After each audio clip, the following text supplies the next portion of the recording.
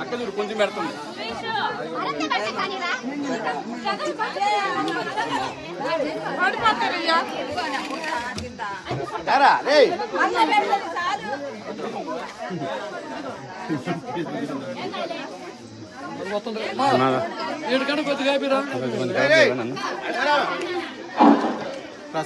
ప్రతి ఒక్కరు కూడా ప్రసాదాలు తీసుకొని పండి దయచేసి అందరూ కూడా ఒక 10 నిమిషాలు